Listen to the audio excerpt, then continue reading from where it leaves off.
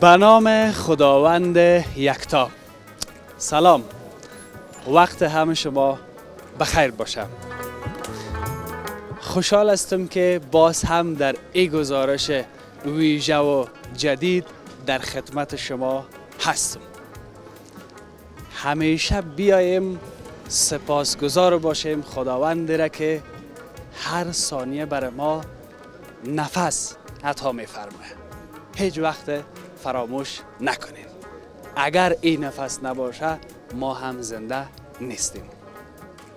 خداوند همه ما را اگر از این دنیا میبرم مرگ با عزت و با ایمان نصیب بگردان. به هر صورت قربان وطن که هر روز نوسازی میشه، بازسازی میشه، ساخت و ساز جریان داره. والایی که جدا از گپای حاشیه‌ای اقدر آبادی و بازسازی را که مدمی چند وقت شاهدش بودیم و گزارش ساختیم برای شما. تا به حال دیدی و بچه؟ میگه تا به حال ندیدیم. دیگه گپ ها باشه که کدام نظام ها بود، کدام نظام است. این گپ هایش میمانیم یک طرف که باز گپ های ما بوی سیاسی نده. به هر صورت ما به میدان هوایی بین المللی کابل هستم. امون رقمی که میبینین و تصویرها را در اول گزارش هم دیدین. امروز یک برنامه کلان را در اینجا برگزار کردن از طرف میدان هوایی، اداره میدان هوایی بین المللی کابل، از طرف وزارت ترانسپورت و هوانوردی و در پهلوی از این تاجران ملی ما در اینجا تشریف آوردن. مقامات بلندپایه حکومتی در اینجا جمع شدن و خواستن که از تاجرای ملی ما تقدیر بکنن. به خاطر چی تقدیر بکنن؟ به خاطر از اینکه ساخت و ساز کردن، پول مصرف کردن در گوشه گوشه میدان هوایی کابل، در اینجا مصرف کردن و جور کردن. سلام. سلام، خوب هستی؟ ساعت شما خوب هستین؟ بخیر هستین؟ بخیر، تشکر. خدا کمتان نکنه. قربان محبتتان که عکس گرفتین. اینا کسی که نزدیک ما بیایم و مجبور هستیم یک دو کلمه گپ کتش بزنیم. بفرمایید. قربانتان. خسته نباشین. از کجا رسیدین؟ از هلند. از هلند؟ بله. نامتون چیست؟ فواد. فواد جان. چند سال بعد آمدید از هلند؟ والا 3 ماه بعد. 3 ماه بعد. خب رفت آمد میکنید؟ نه، مادرم مریض است. خب شفای عاجل میخوایم. تشکر. چطور دیدی کارهای 90 میدان؟ بسیار خوب، مقبول شده. پیش رفته. خودت هم همیشه یوتیوب میبینم در خانه. همیشه میگم که افغانستان برم باید خودت یک دفعه پیدا کنم که یک بغل کشی قایم میکنی. قربان محمد. همیشه پروگرامای تقوی. بسیار تشکر. خدا کم نکنه. تشکر. اینجا میهمان ما میشی. زنده باشی. تشکر. بسیار خدا حافظ. سلام. حالا خوب هستی؟ بخیر هستی؟ جانک جور است؟ بخیر محترم. شکر که دیدیم در این میدان هوایی از نزدیک دیدیم. واقعا برنامه عالی است، تعقیبش میکنیم. قربان محبت. نام چیست؟ نام آرمان است. دیگه یکی از کارمندا هستم در میدان هوایی کار میکنم. بشکل ان شاء الله که به تمام آرمان ها و آرزوهایت برسی. این رقمی که نام آرمان است. همچنان ان شاء الله خودت هم اینجا کار میکنی؟ بله.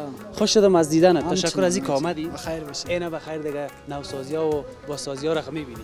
نوسازی ها خدا شکر امارت اسلامی زیاد کردن در میدان هوایی. زیاد دیگه نوآوری ها کردن. قابل ذکر است که ما باید بگوییم دیگه چشم پوشی نمیشه. خوش. دیگه امروز آمدیم که هم از کارهای نوی که در اینجا شده برای شما گزارش داشته باشیم. خلاص چهره جدید میدان هوایی را برای شما به تصویر بکشیم. در پهلوی از این کارهایی که میشه و در او قسمت هم کنفرانس فعلا همونجا برنامه جریان داره. خیر بیاییم دیگه گپ ها را کوتاه در هایلایت ببینیم. باز مکت شما هستم، جای نره.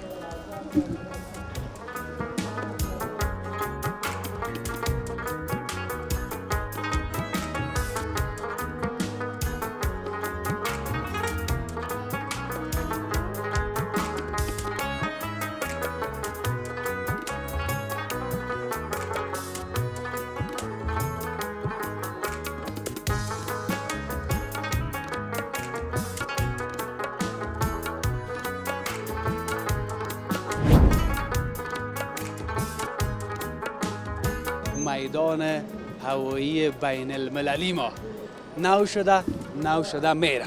چقدر مصرف شده بودجه که مثلا از طرف کمپانی ها بوده در اینجا مصرف کردن، ساخت و ساز کردن در بخش های مختلف؟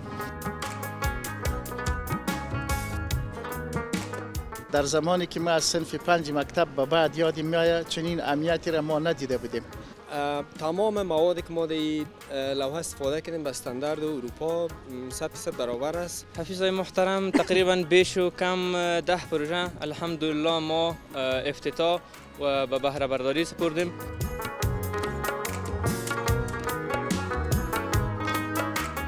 ما بتوانیم میدان هوایی خود را رقیب میدان هوایی بین المللی دبی بسازیم.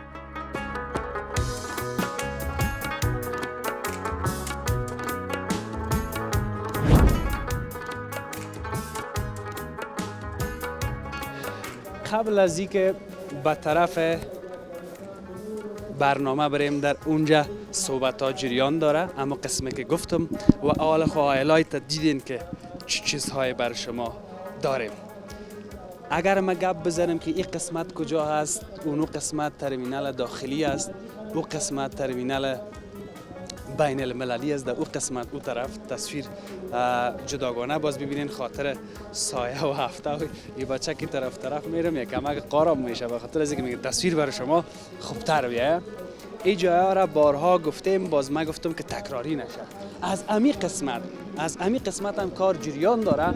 ما میخوایم که همراه انجینر صاحب کم صحبت بکنم و جالب برای من است که اونجا برنامه هم جریان داره و اینجا هم کار، یعنی میخواین که از هر لحظه استفاده بکنن به خاطر نوسازی و بهسازی میدان هوایی بین المللی ما. نو شده میره. انجینر صاحب سلام، خوب هستین؟ بخیر، سلامت هستی؟ بخیر هستی؟ ان شاء الله. خیر نصیب باشه. بخیر باشید. یک خود معرفی خوب بکنید. نام من محمد نصرت الله است. دیگه از شرکت ساختمانی عامر پروژه هستیم.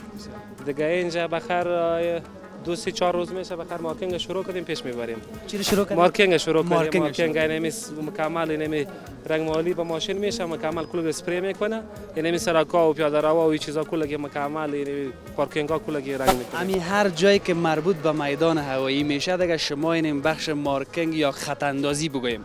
بله خط اندازی. بله خط اندازی عالی هم لالای مونجا مصروف است. بله امی رنگ ازی ان شاء الله اصلی است دیگه مهم گپ اینمی است که ان شاء الله ما شما افغانستان روز به روز خوشبخت میشه از تولیدات داخلی از افغانستان که در هرات فابریکه داره، از تولیدات خارجی یک و چند کیفیتش بالاست، تیز شدگی است و پیش شما در افغانستان فابریکا و دیگه چیزا نداشتیم، از بیرون داخل میکردیم. حال خوشبختانه در افغانستان کلگی مکمل چیزی که ساختمانی مواد است تقریبا از 80% اضافه کلگی اینجا تولید میشه، در افغانستان استفاده میشه. این رنگ است، اپروو شدگی است، قبول شدگی است و مطابق کد استاندارد ایکا و بین المللی مکمل مطابق اونمو است و در پروژه دولتی غیر دولتی کلگی در شاروالی و انسا کلگی قبول شدگی است. یعنی این رنگ چند جای دیگه فیلتر شده، چک شده به خاطر از اینکه یعنی از اصلی بودن بله.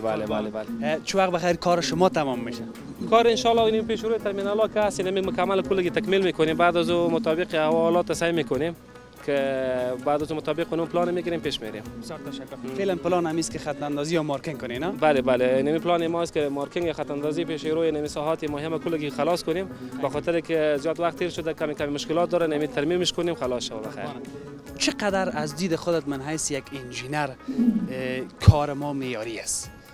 کار ما خو مطابق اونمو خط اندازی یا مارکینگ است که اول ما شما مکمل ساحه مکمل مطابق اونمو استاندارد پاکاری میکنیم که با کمپرسور و برس و ساپی و دیگه چیزا باشه. بعد از او با ماشین و مارکینگ است اونمو مکمل که میکس شد، بعد از مطابق اونمو ما شما خط اندازی میکنیم، درجه اندازی میکنیم، لابرتیپ میزنیم که میبینیم، بعد از او با ماشین میزنیم مکمل. بعد از ماشین کدام ساحه که مثلا یک کمی مشکلات پیدا کرده دوباره اونمو ترمیمش میکنیم، مطابق استاندارد پیش میریم. بسیار تشکر. شما هم تشکر. تشکر.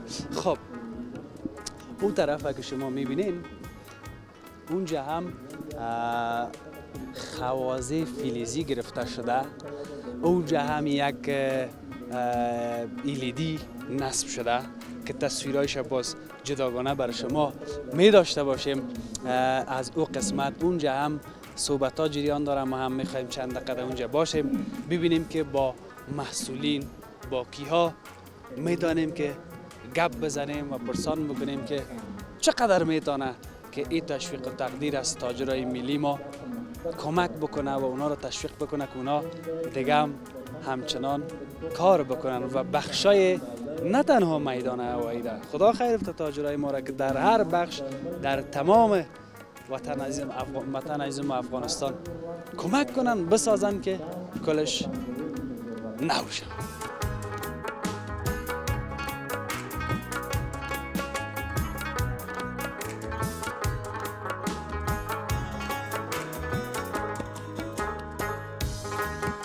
تشکر از اینکه با ما هستین. آقای ملا برادرم شما در تصویر میبینین که بعد از سخنرانی میخواین که برن به طرف چهارراهی و در اونجا میخواین که قطع نوار داشته باشن و ما و شما هم یک جای میریم.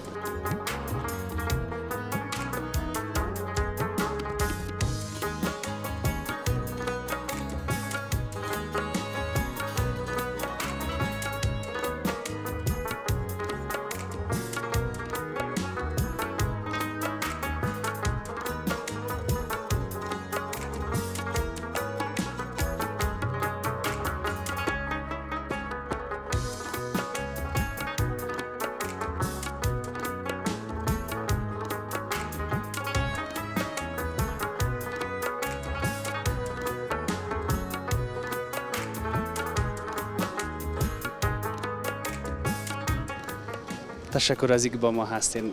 ما قلباً تشکری میکنم از جناب معین صاحب که برای ما یک چند دقیقه یک وقت دادن. هرچند جای ما درست هم نیست ولی به دلیل از اینکه ما نتونستیم صحبت های معین صاحب در برنامه داشته باشیم فقط یکی دو سوال میکنیم. بازم تشکری میکنم از اینکه برای ما وقت دادن. جناب معین صاحب کپتان غلام جیلانی وفا، معین صاحب عملیاتی وزارت ترانسپورت و هوانوردی هستند. وقتتان بخیر باشه. بسیار تشکر که وقت باشین. السلام علیکم و رحمت الله و برکاته و تمام بیننده‌های تلویزیونتان در داخل و خارج از کشور. بسیار تشکر. بیایم اولین سوال ما ای باشه معین صاحب که ورزش چقدر مثلا اگر دقیق معلوم نیست تخمینی چقدر مصرف شده بودجه که مثلا از طرف کمپنی‌ها بوده در اینجا مصرف کردن، ساخت و ساز کردن در بخش‌های مختلف؟ امی پروژه‌ای که در حدود 10 پروژه متوسط و کوچکی که امروز یادآور شدیم و امی مجلس با امی ارتباط بود در حدود تقریبا $1 میلیون مصرف شده. تقریبا در حدود $1 میلیون. $1 میلیون بله. این ساخت و سازها تمامش در محوطه میدان هوایی بوده؟ همش در داخل محوطه میدان هوایی بین‌المللی کابل است. چقدر میتونه که مثلا این قسم افتتاحات و برنامه سازی و یا برنامه ساختن به خاطر از اینکه تاجرای ملی ما تشویق شوند بر از اینکه نه تنها در میدان هوایی کابل، بیرون از میدان هوایی کابل هم در بخش‌های مختلف در ساحات مختلف کابل و ولایات اینا برن ساخت و ساز کنن؟ شما میدانین و هموطنان میدانند که ساخت و ساز یک کشور تنها به دولت‌ها یا به حکومت‌ها نمیشه. وظیفه اساسی سکتور خصوصی است، تجار ملی است که در بخش اعمار کشور خصوصا بعد از جنگ سهم فعال خود بگیرند و اگر تجار ملی ما سکتور خصوصی در رسه اعمار دوباره کشور بعد از جنگ سهم فعال بگیرن مثل که در تمام دنیا چنین کارها تجربه شده بوده. اما کشورها بعد از جنگ‌هایی را که سپری کردند توسط تجار ملی و افراد جامعه ساخته شده. دیگه یک کار نیک خواهد بود و انشالله که همه افغان‌ها به این علاقمند است که تا حد توان خود هر کسی که حتی اگر یک خشت یک وطن خود بتانن پاک کنن و بسازن هم به کشور خود خدمت کرده هم به خداوند و هم به مخلوق خداوند. بسیار عالی. یک موضوع خیلی مهم دیگه ای است که امنیت خوب که مردم میگه نباشه باز تجار دیگه سرمایه گذاری و ساخت و ساز نمیکنه در کشور ما. از دید شما چقدر امنیت خوب است، چقدر شرایط برشان خوب است که اینا مثلا کار کنن بسازن؟ به نظر ما خو امنیتی را که فعلا الحمدلله در امی وقتا افغانستان داره، در زمانی که ما از صنف 5 مکتب به بعد یادم میآید چنین امنیتی را ما ندیده بودیم. دزدی ها بود، غارت بود، قتل قتال بود، جنگ بود. متاسفانه در کشور خصوصا 40 سال یا نزدیک 4 دهه است که جنگ های بسیار ظالمانه سر از کشور تحمیل شده. دیگه امنیت در حالت جنگ نمی باشه. و وقتی که حال ما الحمدلله به یک پروسه صلح رسیدیم، افغان ها همش در خانه خود هستند، میخواین با هم برادر باشند، زندگی کنند. دیگه ما فعلا این تو چالش های امنیتی را بزرگی را ما یاد نمیتیم که در 2 سال بعد از پیروزی امارت اسلامی افغانستان رخ داده باشه. چقدر خوشبین است که تجارای ما باز هم کارخواد کردن، باز ساخت و ساز میکنن در وطن داینده ها. خب بیاین که تجارا هم همش شاید یک قسم فکر نداشته باشند. یک تعدادشان امیالی سال هاست که اضافه تر از 15 یا 20 سال در بیرون از کشور سرمایه گذاری هایی دارن و همونجا بزنسشان ست شده.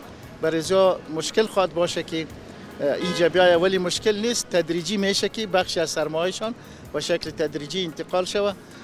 دیگه توقعی همه افغان ها ازشان همی است که اگر 5 روپیه دارن، اگر 10 روپیه دارن، امور داخل کشور خود مصرف کنن که 1-4 تا افغانی غریب و بی‌بضاعت هم در پالویشان لقمه نانی پیدا کنن. اگر کم اینجا نبودن، زیاد نبود، سرمایه گذاری نکردن، کم خوب بکنن. حدی اقل تا حدی توان خود میتونن که سرمایه گذاری کنن و 1-5 افغانی بی‌بضاعت همراهشان لقمه نانی پیدا کنن. بسیار تشکر. در آخری دم میگم که ما کم این صاحبا رو دیدیم که مثل شما ورق شکسته باشید. شما زنده باشین، قربان شما. بسیار تشکر از این وقت دادید. سلامت باشید. بسیار تشکر. نگهدار شما.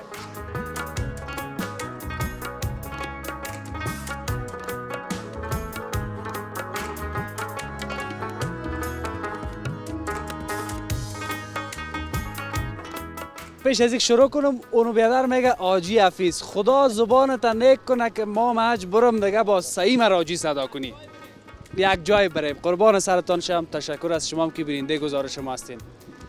یادتان میایه که چند قبل ما در رابطه با اینی ایلیدی ما صحبت کرده بودم در گزارش قبلی و امروز کار از این تمام شد. و جالبی است شرکتی که ساخته و انجینر که سرش کار کرده در پالیم است. صحتت خوب است؟ جانک جان است؟ خوب هستین؟ صحت شما خوب است؟ خیریتی؟ صحتمند هستین؟ قربانت، سلامت. زنده باشین. خسته نباش. زنده باشین. تشکر از اینکه شما رو دیدم، بسیار خرسند هستم و تشکر از اینکه بر من این موقع رو دادین که همراه شما یک صحبت کنم، هم صحبت شم در باری امی. قربانت.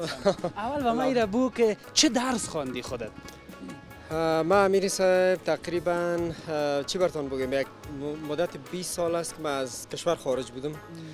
در انگلستان رشته امی چی را ویژوال افکتس دیجیتال میدیا که است. دو ما هم پانتون خواندیم و هم ماستری خود رشته کردیم و تقریبا 17 سال دو رشته کار کردیم. و در سال 2017 ببخشید 2019 تصمیم گرفتم که ما دوباره بریم به افغانستان و بتونم کار کنم، خدمت بکنم به افغانستان. من انجینر صاحب گفتم، درست گفتم؟ درست است. بله. این حال بیا سر ایلیدی صحبت بکن. ایلیدی واقعا ایلیدی معیاری و خوب هست، نیست که ما قدر ایلیدی میگیم باز ملامت نشیم. 100% امیری صاحب.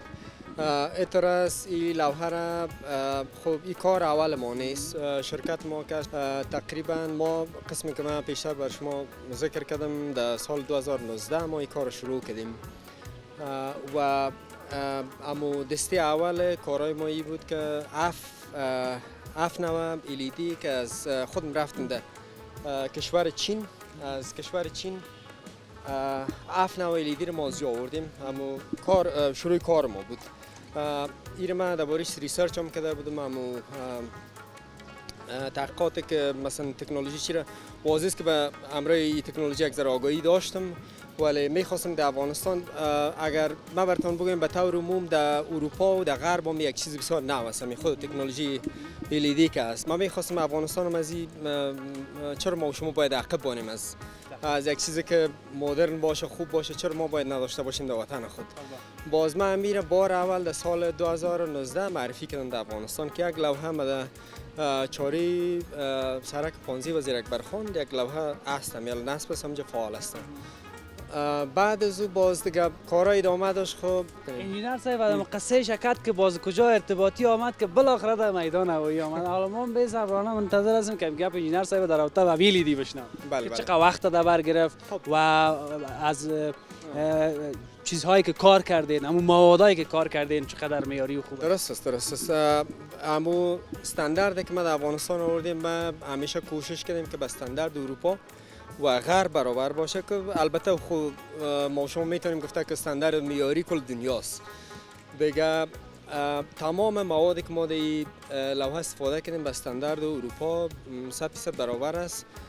خود لوحه البته متاسفانه حال ما و شما خب از نگاه تکنولوژی قدر پیشرفته نیستیم که خود ما و شما تولید کنیم تکنولوژی در افغانستان، ولی من یقین دارم در آینده بسیار نزدیک میتونیم همین یک چیزی در افغانستان هم تولید کنیم.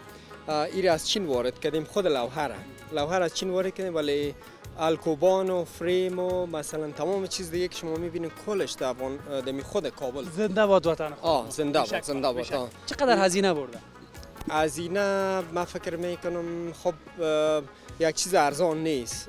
یک لوحه به این سایز همین سر هزینه که میگن باز کمک جزئیات میتن، نه که میگن باش که خب شاید قیمتش قدر کم نیست دیگه. من گمش که یک تخمینیش بگو. یک تخمینی براتون بگم من نمیفهم دیگه. یک والا او را میمانیم محکوم نشم. ما داینده او را ما تخمین کنم. بسیار تشکر. خواهش میکنم. خوش شدم انجینر. زنده باشین. همچنین. خیرت بده. زنده باشین. تشکر که موقعی را بر من دادین که من امروز شما صحبت کنم. و یک روز ما و شما کل ما از این دنیا رفته نیستیم. حداقل اینقدر دست نشان یک چیز خود اینجا حداقل. بالکل این برای ما و شما خب در افغانستان که هستیم، حالا دیگه مردم یک مورال هم میته مردم یک خوشی برای مردم، یک احساس خوشی میکنن وقتی میبینن که آبادی در مملکت صورت میگیره و همه چیز به سوی خوب پیش میره. زنده باشین. یک بغل کشی هم میکنیم انجینر صاحب. خدا خیرت بده. زنده باشین. تشکر امیری صاحب. لطف کردین.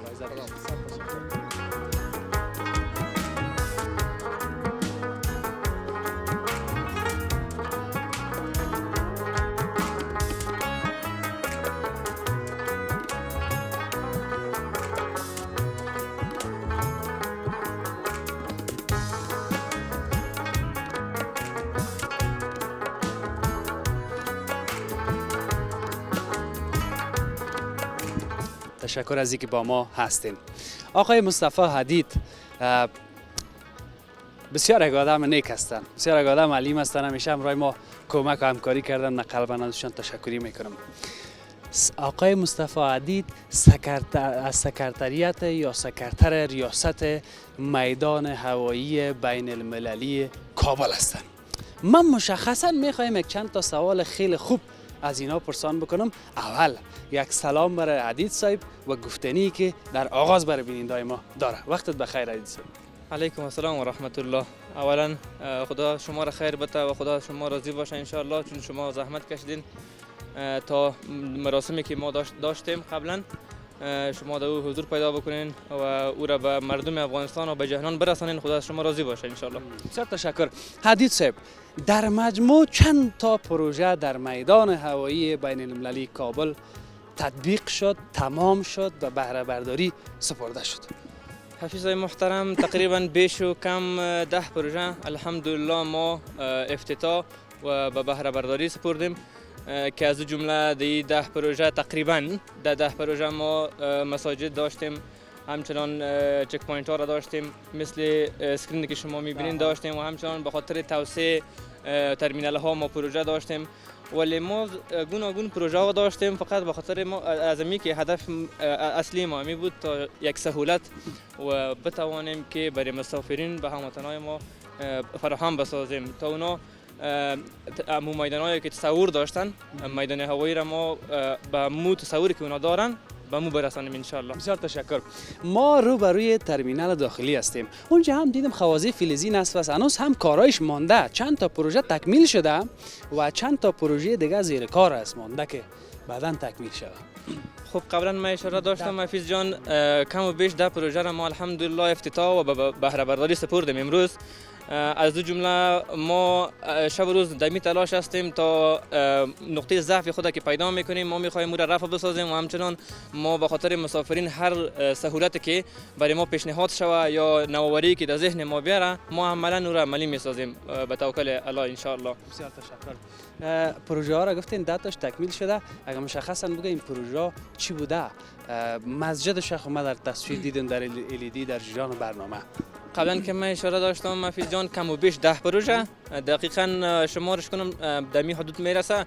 از دو جمله ما 2 مساجد داشتیم، اسکرین داشتیم، وسعت ترمینال داشتیم و همچنان بناهای زیاد داشتیم. مثلا مارکینگ خط بله مارکینگ خیلی میتونیم بگیم میتوانیم بله 100% این قسم پروژه را ما ببینیم الحمدلله در میدانهای خیلی بیش از 10 میشه و همچنان بعضی چوک هایی که ما به خاطر نموی میدان هوایی تا نموی بهتر از میدان هوایی داشته باشیم به جهانیان ما تقریبا 2-3 چوک ما به بهره برداری سپردیم.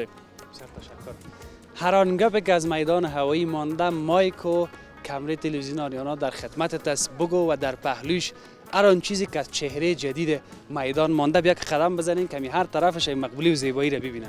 حافظ جان ما خب به میدان هوایی الحمدلله شب و روز دمی تلاش هستیم تا بتوانیم به اساس اینترنشنال یعنی بین الملل ما بتوانیم میدان هوایی خود را رقیب میدان هوایی بین المللی دبی بسازیم یا بهتر از یا مثلا ما الحمدلله کوشش تلاش از زیر داریم تا زینه های برقی را در هر دو ترمینال و یا همچنان بعضی دیگه سهولت هایی که به خاطر مسافرین است ان شاء الله ما بر ازا فراهم بسازیم به مسافرین. مثلا مثالش ما گفتم زینه های برقی که ما میخواهیم در ترمینال ها بخیر او را افتتاح بکنیم ان شاء الله. ان شاء الله بخیر شاید از هم باشیم دیگه بخیر که زینه ها برقی میشه ان ترمینال ها بخیر. مثالش ما گفتم دیگه نوآوری و همچنان سهولت ها به خاطر مسافرین ما شب و روز میکوشیم در راه است بخیر ان شاء الله. ان شاء الله که گپی نمانده سوالی از ما باقی نمانده. نه خیر ولی باز هم تشکر از شما که آمدین و در مراسم ما شما هم شرکت کردین. بخیر باشین.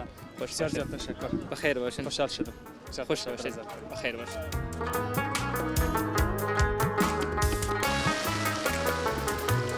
باز هم میگم قربان وطن که هر روز نوسازی و بازسازی میشه و تشکر میکنم از شما که تا این لحظه بیننده گزارش ما بوده. نام خدای چراغا را میبینیم. من منتظرم این چراغا بودم که یک زرگک امی فضا را برای شما داشته باشیم یا این شرشره آب را که امیال شما تصویرش دیدین باز جداگانم وارث جان برای شما در عدت باز یک تکک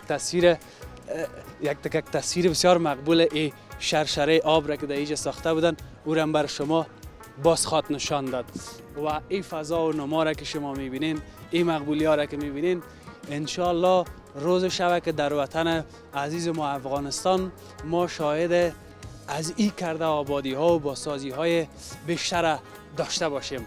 قربان اینی کاکایم هم که خیلی کتما محبت کرد. در آخر کت زمین یک جای خداحافظی میکنیم. بیاد این پالیم بیا که وقت تمام است قصای ما را کردیم اینم تا قصه کرده بریم. وقت ما تمام است اگر گپ گفتنی باشه برای مردم اینم کامرام در خدمتت است. بخیر باشی لالافی سلامت باشی با امید که یک روزی وطن ما آباد شود آرامی شود تمام جوانان دیگه نیاز به این نداشته باشه که از افغانستان بیرون برن و یک زمینه کار دمیج برشان مساعد باشه دیگه با امید نمت یک روز لالافی خدا کامل نکنه. بخیر باشی. کاکای من اینجا کار میکنه وظیفه میشه. بله میگه خودش هم دیگه شاید نوسازی ها و آبادی های بیشتر در اینجا بوده. احساس خودت چی است؟ احساس خودم همی است که من خیلی احساس خوشی میکنم به خاطر از اینکه انشالله وطن ما روز به روز رو به پیشرفت است رو به ترقی است دیگه با امید از اینکه از اون که پیشرفت کنه. بخیر خداحافظی میکنیم. تاریک میشه دیگه باز تصویرها رو می داشته باشیم. این بود گزارش ویژه ما از چهره جدید یا هم از تطبیق چندین پروژه که گپش برای ما گفتن. ما تصویر داشتیم برنامه را که اینجا برگزار کردن تاجرای ما را در اینجا خواسته بودن از اونا تقدیر کردن و از چندین بخش میدان هوایی که ذکر شد که این پروژه ها تطبیق شده ساخته شده نمونه هایش ما در گزارش صحبت کردیم. خدا کنه که در گزارش ما کمی و کاستی نبوده باشه. اگر کمی و کاستی بودم از شما معذرت میخواهیم. تا گزارش بعد یا فردا که در یک بخش دیگه از کابل می باشیم یا در یک جای دیگه بر شما گزارش می سازیم. خداوند یار و نگهدار همه ما و شما باشه.